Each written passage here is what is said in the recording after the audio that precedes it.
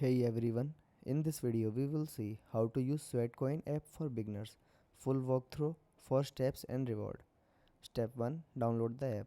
Open the App Store or Google Play Store, then search for Sweatcoin. Download and install the app. Second one is sign up.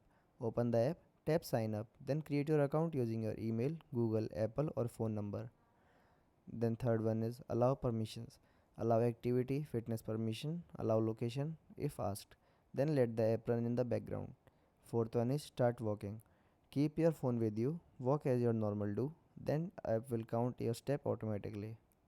Fifth one is earn sweat coins.